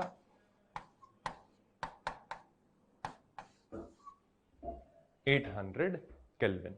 तो ये दोनों पार्ट्स हमसे सॉल्व हो गए। पहले पार्ट का आंसर 400 क्योंकि kinetic energy directly proportional to temperature. दूसरे पार्ट का आंसर 800 क्योंकि RMS velocity is directly proportional to under root of temperature. तो देखिए वही सब सॉल्यूशन हो गए। हालांकि इसने बाद में उसको डिग्री सेल्सियस में भी कन्वर्ट करके रखा हुआ है, बट जो बेसिक आंसर था 400 और 800 केल्विन, वहां तक हम पहले ही पहुंच चुके थे। आगे चलते हैं। नेक्स्ट क्वेश्चन में देखिए पूछा हुआ है the total kinetic energy of 1 mole of nitrogen eight 27 degree Celsius will be. ठीक है, अब की बार कोई प्रोपोर्शनैलिटी वाली चीज नहीं है, वो हमसे एग्जैक्ट काइनेटिक एनर्जी कैलकुलेट करवाना चाह रहा है कितनी है। नंबर ऑफ मोल्स 1, गैस दे रखी है नाइट्रोजन, टेम्परेचर दे रखा है 27 डिग्री सेल्सियस। तो n नंबर ऑफ मोल्स का ही मैं फॉर्मूला लिख लेता हूं कि kinetic energy for n number of moles is equal to NF/2 RT। ठीक है, ये स्टैंडर्ड फॉर्मूला है। नंबर ऑफ मोल्स 1 तो 1 रख देंगे, N2 बोल रखा है, तो देखिए N2 हो गया एक डायटोमिक गैस। ठीक है, डायटोमिक गैस मतलब लीनियर, लीनियर मतलब डिग्री ऑफ फ्रीडम 5, तो F की जगह रख देंगे 5। R की वैल्यू अगर हमें SI यूनिट में आंसर कैलकुलेट करना है तो 25/3, कैलोरी वाले यूनिट में अगर आंसर कैलकुलेट करना है तो रख देंगे 2। टेम्परेचर तो एब्सोल्यूट ही रखना पड़ेगा, तो टेम्परेचर की जगह आ जाएगा 300 डिवाइडेड बाय 2। तो सीधे डेटा रख देते हैं, आंसर कैलकुलेट हो जाएगा। तो kinetic energy is equal to, देखिए हमने क्या क्या करा, F की जगह 5, N की जगह 1, R की जगह हमने यहाँ पे सब्सटीट्यूट कर दिया 2, ताकि हमारा जो आंसर है वो कैलोरीज में आ जाए। तो F/2 RT, तो आंसर आ गया 1500 कैलोरी, यानी कि सेकंड वाला। ठीक है, अगर कैलोरी आ गया तो अर्ग नहीं हो सकते, किलो कैलोरी वाली चीज तो वैसे ही गलत हो गई। जूल्स में कैलकुलेट करना है तो कैलोरी वाले डेटा को हमें 4.2 से आगे फर्दर और मल्टीप्लाई करना पड़ेगा। नेक्स्ट क्वेश्चन देखते हैं। Find the relation between pressure and energy density of an ideal gas. हमें किसी भी आइडियल गैस के लिए बताना है कि प्रेशर और एनर्जी डेंसिटी के बीच में क्या रिलेशन होता है। तो देखिए नाम से ही समझ आ रहा है एनर्जी डेंसिटी क्या होती होगी। एनर्जी डेंसिटी होती है एनर्जी पर यूनिट वॉल्यूम। जैसे कि हम सिंपली डेंसिटी बोलते हैं, उसका मतलब होता है मास डेंसिटी, तो उसका मतलब होता है मास पर यूनिट वॉल्यूम। वैसे ये वाली चीज हो गई एनर्जी पर यूनिट वॉल्यूम। अब सवाल यह है कि हम एनर्जी पर यूनिट वॉल्यूम वाला टर्म कहां से लेकर आए। तो हमने थोड़ी देर पहले एक चीज देखी है कि आइडियल गैस, अगर कुछ नहीं बोला हुआ तो हम उसको मोनोटॉमिक मान के चलेंगे जब तक वर्ड आइडियल गैस यूज हो रहा है। तो आइडियल गैस की जो एनर्जी थी वो हमने लिखी थी 3/2 PV। ठीक, हमें टर्म बनाना है E/V यानी कि एनर्जी पर यूनिट वॉल्यूम। तो सिंपली हम यहां से V को उठा के ले आए नीचे, तो energy density is equal to 3P/2। तो एक तरफ यहाँ पे प्रेशर रखा हुआ है, तो आप सिंपली प्रेशर को एक तरफ रखिए, 3/2 को दूसरी तरफ ले जाइए, तो बन जाएगा pressure should be equal to 2/3 times of energy density. इस पूरे टर्म को हम लोग डिनोट कर रहे हैं एनर्जी डेंसिटी। ठीक है, E/V। क्वेश्चन में उसने एनर्जी डेंसिटी को E से डिनोट किया है, तो वो कंफ्यूजन नहीं होना चाहिए। यहाँ पर E है एनर्जी, V है वॉल्यूम, तो E बाय V ओवरऑल मेरे लिए बना एनर्जी डेंसिटी, तो वो जाएगा pressure should be equal to 2/3 times of energy density. तो बन गया ऑप्शन नंबर 1। देखिए ये वही वाली चीज हो गई, 2E/3।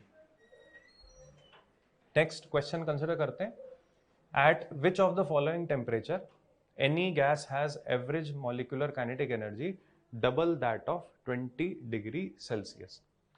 तो देखिए बिल्कुल फिर से वही बेसिक क्वेश्चन कि कितने टेम्परेचर पर किसी भी गैस सैंपल की जो काइनेटिक एनर्जी होगी वो 20 डिग्री सेल्सियस का डबल हो जाए। हम ये बात जानते हैं कि जो काइनेटिक एनर्जी है वो डायरेक्टली प्रोपोर्शनल होती है टेम्परेचर के। काइनेटिक एनर्जी अगर टेम्परेचर के डायरेक्टली प्रोपोर्शनल है और मैं काइनेटिक एनर्जी को डबल करना चाहता हूं तो बोल सकते हैं कि टेम्परेचर भी डबल होना चाहिए। ठीक है, टेम्परेचर डबल करना है, ये 20 डिग्री सेल्सियस में है, हमें आना पड़ेगा एब्सोल्यूट टेम्परेचर पे। एब्सोल्यूट टेम्परेचर यानी कि 293 केल्विन। तो इसको डबल कर देंगे तो हमारा आंसर सॉल्व होकर आ जाएगा। तो वो यही चीज लिख रही है कि final temperature should be double of 293 kelvin, यानी कि 586 केल्विन वो डिग्री सेल्सियस में बनकर आ गया 313 डिग्री सेल्सियस। नेक्स्ट चीज जो हमें पढ़नी है यानी कि जो पार्ट है वो है मीन फ्री पाथ। अब देखिए मीन फ्री पाथ क्या होता है उसको समझते हैं। अगर हम किसी भी कंटेनर में एक गैस सैंपल कंसिडर करें और उसके किसी एक मॉलिक्यूल पे अपना फोकस रखना चालू करें तो देखिए होगा क्या, वो मॉलिक्यूल स्ट्रेट लाइन में ट्रैवल कर रहा होगा। स्ट्रेट लाइन में इसलिए क्योंकि कोई बाकी दूसरा मॉलिक्यूल उस पर फोर्स नहीं लगाएगा, तो जब तक फोर्स नहीं लग रहा उसकी वेलोसिटी कांस्टेंट रहेगी, यानी कि वो एक स्ट्रेट लाइन में ट्रैवल करेगा। लेकिन उसी कंटेनर में बाकी गैस के मॉलिक्यूल्स भी हैं, तो स्ट्रेट लाइन में ट्रैवल करते करते पॉसिबल है कि वो एक मॉलिक्यूल किसी दूसरे मॉलिक्यूल से कोलाइड कर जाए। अगर वो दूसरे मॉलिक्यूल से कोलाइड कर गया तो पॉसिबली उसका डायरेक्शन चेंज हो जाएगा। कोलिजन के बाद फिर से वो स्ट्रेट लाइन में मूव करने लगेगा, मूव करते करते पॉसिबल है फिर थोड़ी देर में किसी दूसरे मॉलिक्यूल से टकरा जाए।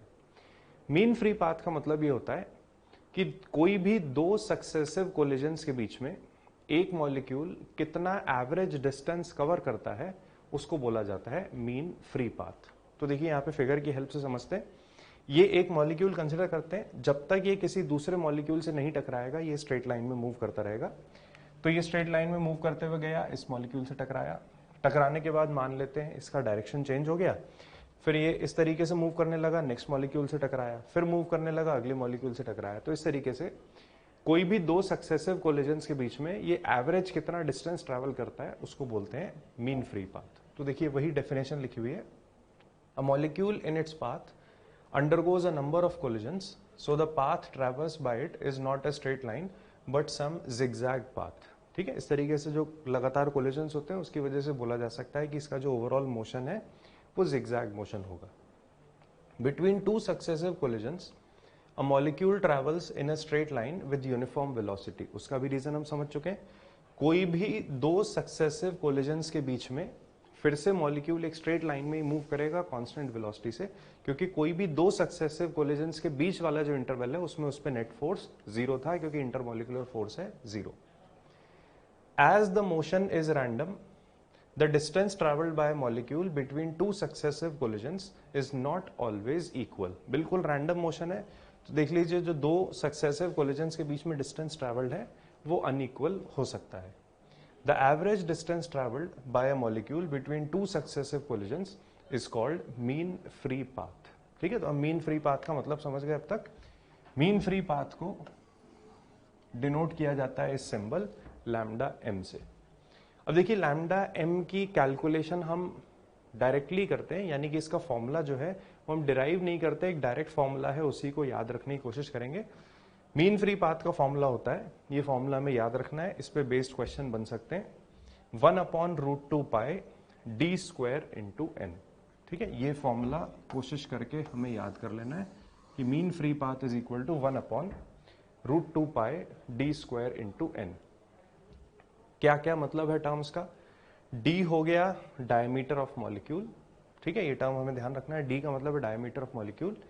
एन में हम गलती कर सकते हैं, ध्यान रखिएगा, एन नंबर ऑफ मोल्स या नंबर ऑफ मॉलिक्यूल्स नहीं है, n है मॉलिक्यूलर डेंसिटी। मॉलिक्यूलर डेंसिटी मतलब number of molecules per unit volume. तो बस n वाली चीज इसमें काम की है, जिसमें हम कई बार मिस इंटरप्रिटेशन कर सकते हैं। n होता है number of molecules per unit volume. बाकी तो सीधे सीधे इसको अप्लाई कर ही सकते हैं। तो number of molecules per unit volume के टर्म्स में लिखें तो स्मॉल n की जगह बन जाएगा कैपिटल N बाय V, और इसी को हम आइडियल गैस इक्वेशन से रिप्लेस करके दूसरे फॉर्म में भी लिख सकते हैं, KT divided by √2 pi d square into P। तो हमें एक फॉर्म अगर ध्यान रह जाए तो बाकी दो फॉर्म तक तो हम पहुंच ही सकते हैं, जिसमें कि d हो जाएगा डायमीटर। अब देखिए जो प्रोपोर्शनैलिटी बनी वो क्या बनी कि मीन फ्री पाथ, अगर बाकी सारी चीजें कांस्टेंट है यानी कि एक गिवन गैस सैंपल है, तो उसमें बोला जा सकता है कि mean free path will be inversely proportional to diameter square, और डायमीटर और रेडियस डायरेक्टली प्रोपोर्शनल होते हैं, तो बोल सकते हैं कि mean free path will be inversely proportional to radius raise to the power 2। तो हम अल्टीमेटली बस ये वाला फॉर्मूला याद कर लेंगे, और मीन फ्री पाथ का हमें मतलब पता होना चाहिए कि मीन फ्री पाथ क्या चीज होती है। नेक्स्ट आगे बढ़ते हैं। थर्मल फिजिक्स का जो लास्ट और एग्जाम पॉइंट ऑफ व्यू से सबसे इंपॉर्टेंट पार्ट होता है वो स्टार्ट करते हैं थर्मोडायनेमिक्स। इंपॉर्टेंट इसलिए क्योंकि सबसे ज्यादा जो क्वेश्चंस बनते हैं इन पर्टिकुलर थर्मल फिजिक्स में भी वो थर्मोडायनेमिक्स वाले पार्ट से ही बनते हैं। इसमें बहुत सारे टर्म्स समझने के होते हैं, कई सारे फॉर्मूले आते हैं, कई तरीके के प्रोसेस होते हैं, इसलिए thermodynamics one of the most important part of thermal physics होता है। देखिए थर्मोडायनेमिक्स में हमें करना क्या है, मैं आपको पहले थोड़ी सी आउटलाइन दे देता हूँ। थर्मोडायनेमिक्स में हम दोबारा से आइडियल गैसेस से ही डील करेंगे। अब हमें यह देखना है कि आइडियल गैस से हम किस किस टाइप के प्रोसेस करवा सकते हैं। एक ही गैस से कई तरीके के प्रोसेस यानी कि इनफाइनाइट प्रोसेस कराना पॉसिबल होता है। कुछ 4-5 प्रोसेस का मैं आपको एग्जांपल भी दे देता हूं।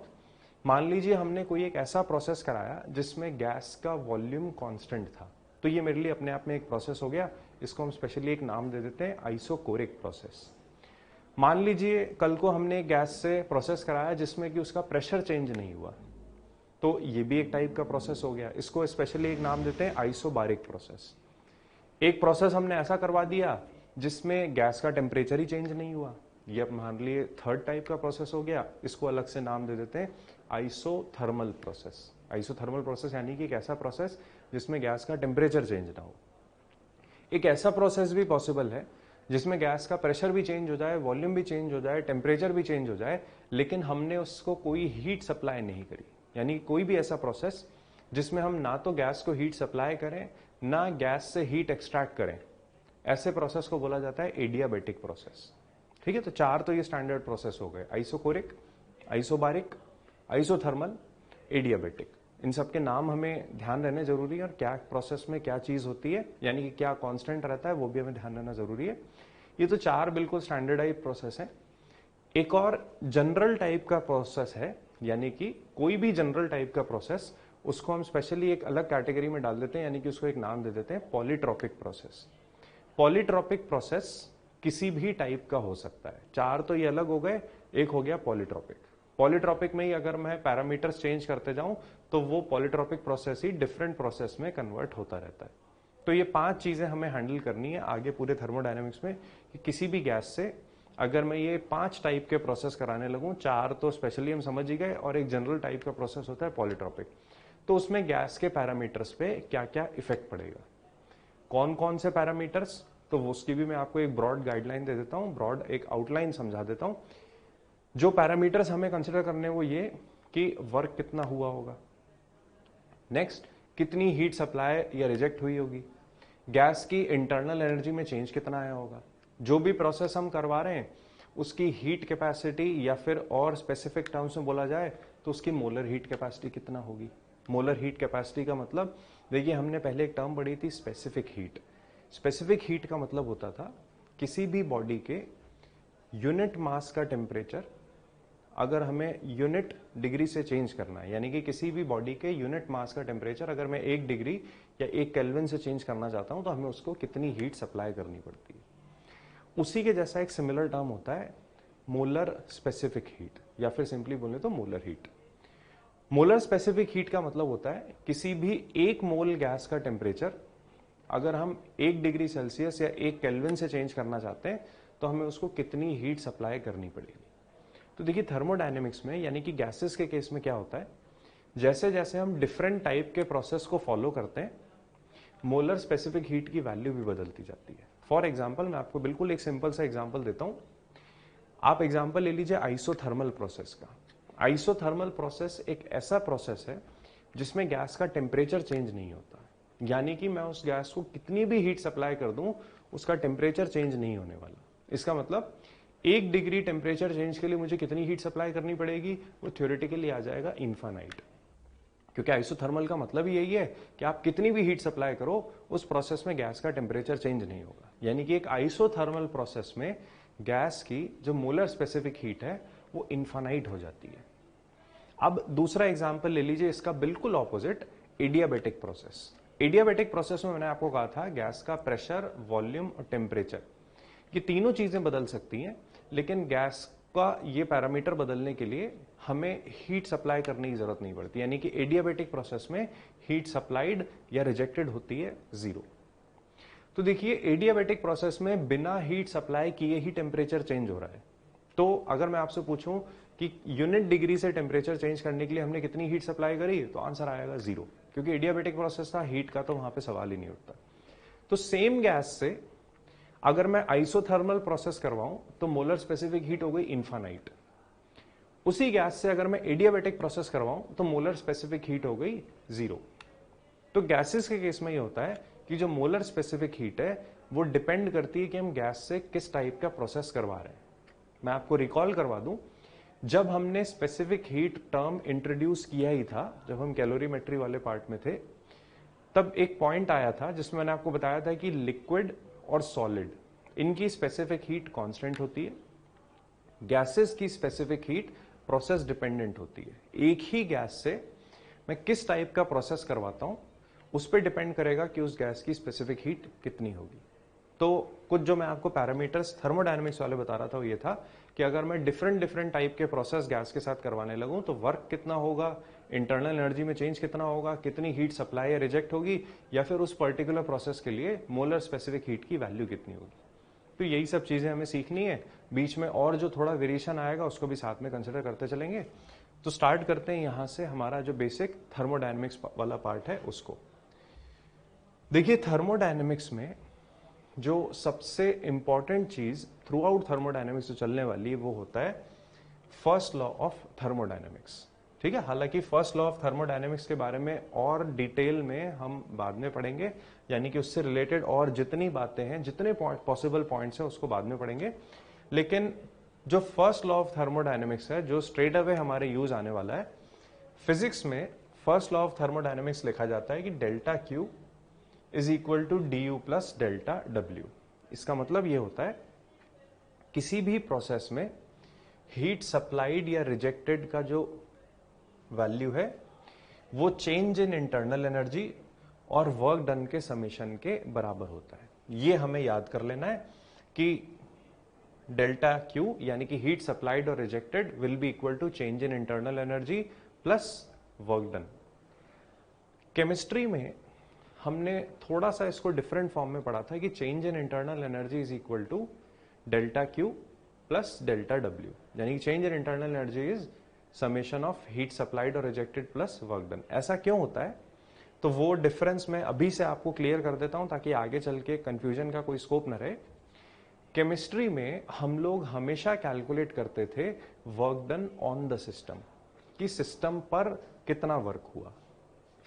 फिजिक्स में थोड़ी सी चीज डिफरेंट है, यहां पे हम कैलकुलेट करते हैं work done by the system, यानी कि सिस्टम ने कितना वर्क किया। तो केमिस्ट्री में था सिस्टम पर कितना वर्क हुआ, यहां पर है सिस्टम ने कितना वर्क किया। तो उसकी वजह से होता क्या है, वर्क डन का साइन चेंज हो जाता है।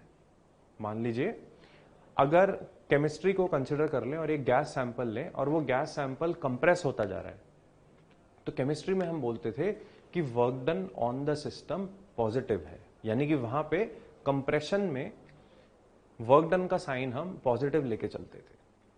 फिजिक्स में थोड़ा सा उल्टा होता है। यहां पर मान लीजिए वो जो गैस का सैंपल है वो एक्सपैंड कर रहा है। अगर वो एक्सपैंड कर रहा है तो हम बोलते हैं, और ध्यान से सुनिएगा, अगर कोई भी गैसियस सिस्टम एक्सपैंड करता है तो हम कहते हैं कि work done by the system positive होगा। सिस्टम ने पॉजिटिव वर्क किया होगा। और फिजिक्स में हमें इसी बात से मतलब है कि सिस्टम कितना वर्क कर रहा है, यानी कि वर्क डन बाय सिस्टम कितना है, ना कि वर्क डन ऑन सिस्टम कितना है। तो दोनों में हमें फर्क समझ आना चाहिए। फिजिक्स में अगर गैसियस सैंपल एक्सपैंड हो रहा है तो हम वर्क का साइन लेते हैं पॉजिटिव, अगर वो कंप्रेस होता है तो वर्क का साइन लेते हैं नेगेटिव। और ये एग्जैक्टली ऑपोजिट है केमिस्ट्री के वर्क के साइन के। तो इस चीज को हम शुरू से ध्यान में रखेंगे कि हमारे लिए फर्स्ट लॉ होगा हीट सप्लाइड और rejected will be equal to change in internal energy plus work done. Sign convention एक एक चीज के ले लेते हैं। देखिए वर्क का मैंने आपको साइन कन्वेंशन समझा दिया। फिजिक्स में वर्क का साइन कन्वेंशन होगा कि अगर सिस्टम एक्सपैंड कर रहा है तो वर्क डन पॉजिटिव, और अगर सिस्टम कंप्रेस हो रहा है तो वर्क डन नेगेटिव। ठीक है, तो साइन कन्वेंशन में अभी मैं स्टार्ट कर रहा हूं क्यू से, यानी कि हीट सप्लाइड या रिजेक्टेड से। साइन कन्वेंशन ध्यान रखने ये इंपॉर्टेंट होते हैं। प्रॉब्लम सॉल्विंग में साइन कन्वेंशन पे गलती हो सकती है, इसलिए इस चीज को शुरू से ही ध्यान में रख के चलें।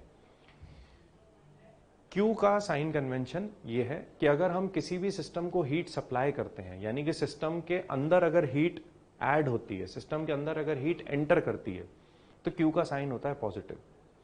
अगर हम किसी भी सिस्टम से हीट को एक्सट्रैक्ट करते हैं, यानी कि किसी भी सिस्टम से हीट बाहर आ रही है, किसी भी सिस्टम से हीट एस्केप कर रही है, तो क्यू का साइन होता है नेगेटिव। ये बात हमें ध्यान रखनी है। क्यू का sign positive when heat is given to the system या फिर heat is absorbed by the system. जब भी हीट सिस्टम के अंदर एंटर करेगी तो क्यू का साइन पॉजिटिव, और जब भी हीट सिस्टम से बाहर निकलेगी, यानी कि हीट रिजेक्टेड या फिर heat release by the system और heat is taken out from the system, उस केस में क्यू का साइन होगा नेगेटिव। ये बात हमें ध्यान रखनी है। नेक्स्ट है चेंज इन इंटरनल एनर्जी। तो देखिए चेंज इन इंटरनल एनर्जी का मैं आपको समझा देता हूं। साइन कन्वेंशन तो फिर हम बहुत आसानी से समझ ही जाएंगे। इंटरनल एनर्जी का हमने जो फॉर्मूला देखा था लास्ट टर्न पे, वो था म्यू F/2 RT।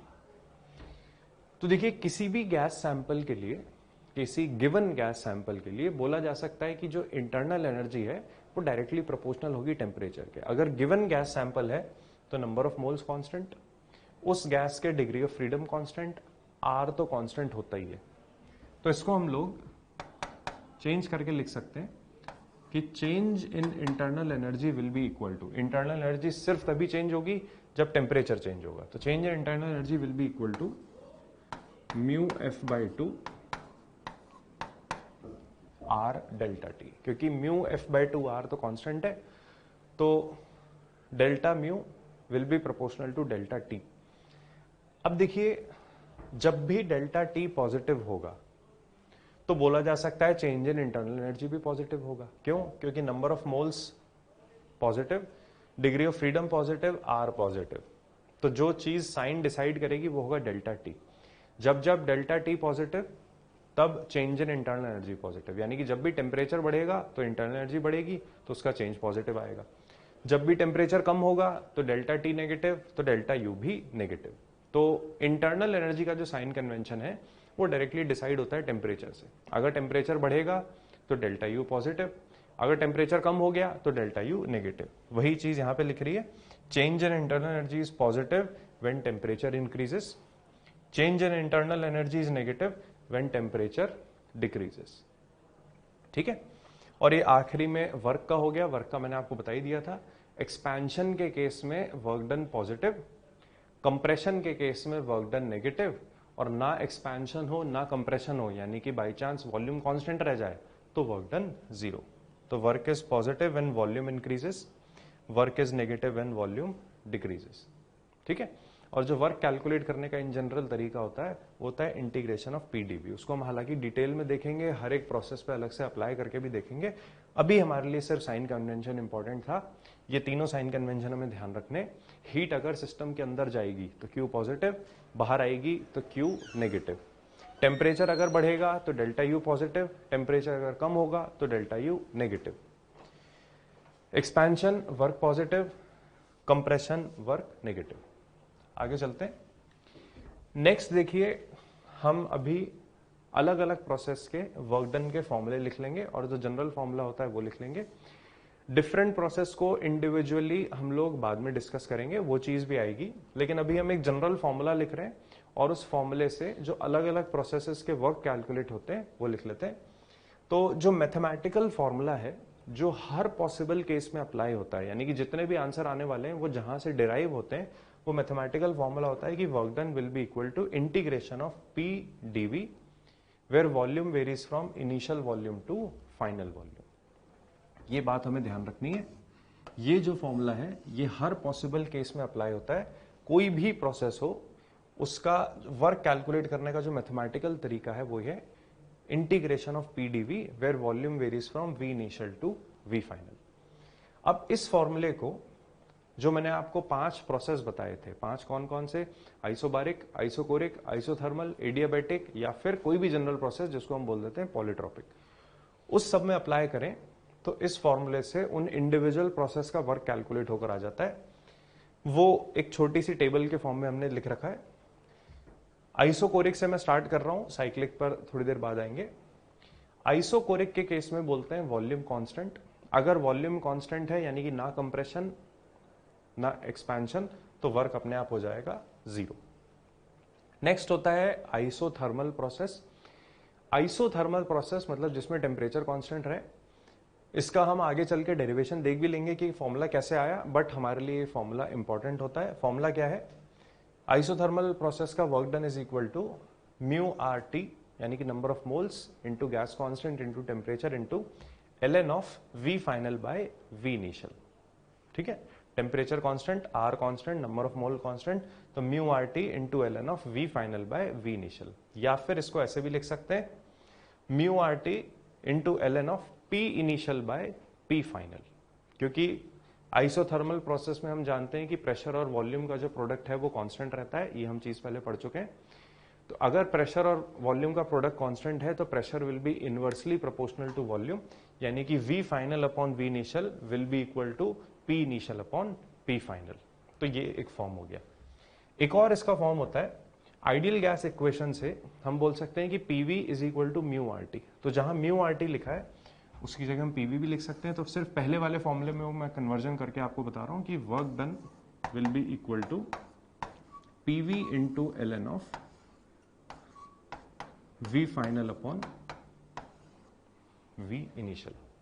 सेम चीज यहां पे भी लगा सकते थे कि work will be equal to PV into ln of P initial upon P final. तो ये हो गया आइसोथर्मल का फॉर्मूला। नेक्स्ट है एडियाबैटिक प्रोसेस।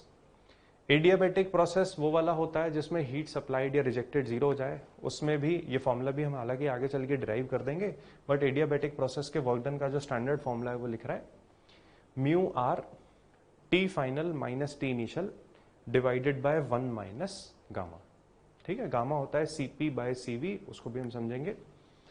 तो mu R T final minus T initial divided by 1 minus gamma. इसको एक और तरीके से लिखा जा सकता है, अगर हम म्यू आर को अंदर मल्टीप्लाई कर दें तो वो जाता mu R T final minus mu R T initial, और म्यू आर टी की वैल्यू होती है पीवी के बराबर। तो इसको एक और तरीके से लिख सकते हैं, इस तरफ लिख लेते हैं।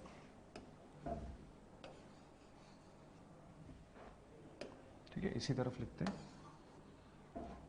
एडियाबैटिक के केस में दूसरा फॉर्म बन जाता P final V final minus P initial V initial divided by 1 minus gamma. ठीक है, वो म्यू आर अगर अंदर मल्टीप्लाई कर दें तो यही टर्म बन के आएगा P final V final minus P initial V initial divided by 1 minus gamma. तो ये इनके दूसरे फॉर्म हो गए।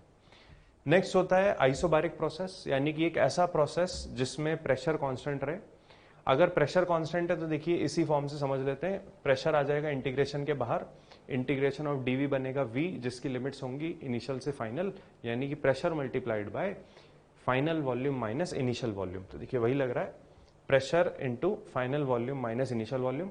प्रेशर को अगर अंदर मल्टीप्लाई कर भी दें तो वो बन जाएगा पी इंटू वी फाइनल, यानी कि P V equal to mu R T. तो mu R into T final minus T initial. तो ये दो फॉर्म होते हैं आइसोबारिक के केस में। नेक्स्ट होता है पॉलीट्रॉपिक प्रोसेस, यानी कि कोई भी जनरल प्रोसेस क्या इसकी इक्वेशन होती है, क्या क्या टर्म्स होंगी वो तो हम बाद में समझेंगे, अभी सिर्फ स्टार्टिंग में फॉर्मूला हमने लिख दिया, mu R T final minus T initial divided by 1 minus x. दोबारा से फिर यही काम किया जा सकता है कि म्यू आर को अंदर मल्टीप्लाई कर दें तो वो बन जाएगा P final V final minus P initial V initial divided by 1 minus X. तो ये कुछ वो जनरल प्रोसेस हो गए, ये वो 5 प्रोसेस के मैंने आपको नाम बताए थे, उनके वर्क डन के स्टैंडर्ड फॉर्मूला है, ये हमें याद होने चाहिए क्योंकि हम हर बार इस इक्वेशन से उनको डिराइव नहीं करेंगे, स्टैंडर्ड फॉर्मूला है, इनकी वैल्यू हमें मेमोराइज रखनी है। अगला जो पॉइंट है देखिए वो ये है, ये तो था मैथमेटिकल तरीका वर्क कैलकुलेट करने का। नेक्स्ट पॉइंट यहां पे लिख रहा है, एक है ग्राफिकल मेथड। ग्राफिकल मेथड मतलब मान लीजिए आपको किसी भी प्रोसेस का पीवी ग्राफ दे रखा है, यानी कि प्रेशर वर्सेस वॉल्यूम ग्राफ दे रखा है, वाई एक्सिस पे प्रेशर, एक्स एक्सिस पे वॉल्यूम। अगर उस ग्राफ का मैं एरिया अंडर कर्व कैलकुलेट कर लूं बाउंडेड विद वॉल्यूम एक्सिस, तो वो भी हमें वर्क की वैल्यू ही बताता है, क्योंकि देखिए यहां पे लिख रहा है इंटीग्रेशन ऑफ पीडीवी, और इंटीग्रेशन का जो ग्राफिकल इंटरप्रिटेशन होता है वो एरिया अंडर कर्व ही होता है। यानी कि जो काम का पॉइंट है वो ये, ग्राफिकल मेथड से वर्क डन कैसे कैलकुलेट होता है, area enclose between PV curve and volume axis.